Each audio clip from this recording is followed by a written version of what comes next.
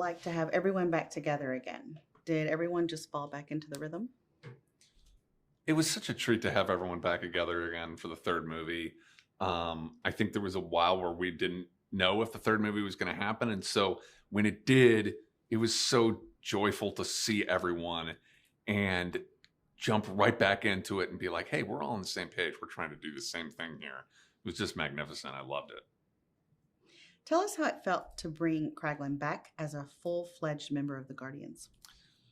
For me, it was really great to see Kraglin kind of fulfill his place within the Guardians after all he had been through in the first couple of movies. And he kind of struggles to find where he is. And just like all the Guardians, you know, it's kind of a found family for him where he realizes, hey, I belong here with everyone. And the journey of figuring all that out was the same for me as it was for Kraglin. And that was really just a cool part of it. Kraglin now has the Yaka arrow.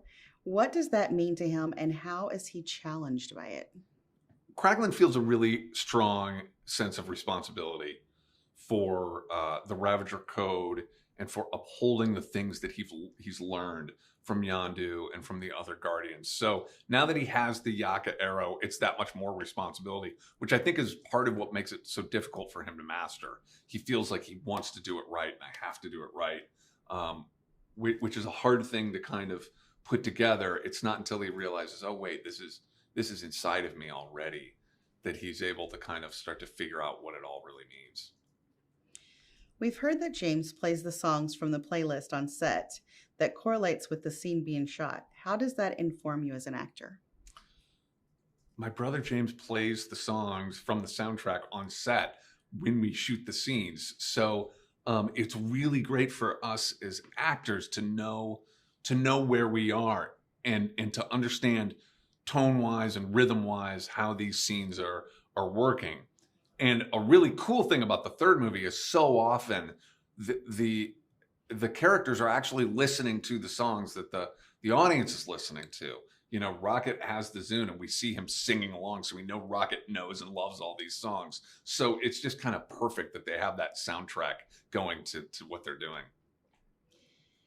The practical sets are amazing. Can you describe your favorite set and tell us why it impressed you? So many of our sets are practical sets on the Guardians movie. So many are built, which is awesome that we're not just standing in front of a green screen the whole time. And I don't think that I'll ever in my life see a set that impressed me more than downtown nowhere, where the Guardians, you know, have sort of set up shop, which is just a huge space, and it feels like you're walking into a city because you are. What was it like to wrap this last film of the trilogy? Was it bittersweet?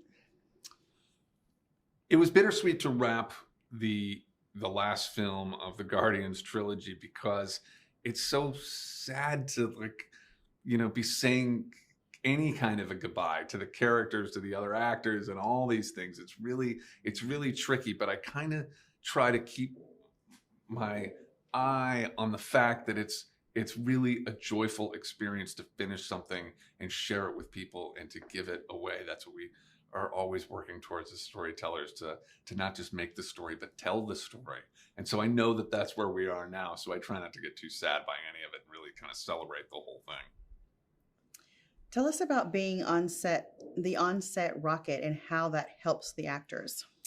My job as Rocket on set is really a kind of part of the whole process for that character. It takes a whole team of people to create Rocket. So I kind of think of it in a way as a relay race, that James writes the character and passes it along to me, and I work with the other actors on set to try to help the scenes get to where they need to be. Then the visual effects team takes over and they start to put Rocket together. And then finally, we all hand the baton to our anchor, Bradley, who makes the whole performance just pop and make it really work in the context of everything.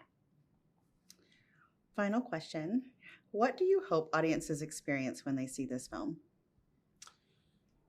When audiences see Guardians of the Galaxy Volume 3, I hope that it feels like a satisfying conclusion to the story of the three films. I just hope that audiences feel like this whole thing makes sense, and I hope that they believe not just in the characters and love the characters, but that they believe in the concept of the Guardians, which is that you can find your family anywhere, and that we're all in this together, and that, you know, having love for everyone is part of why we're here, and it's what's going to keep us going and keep us strong.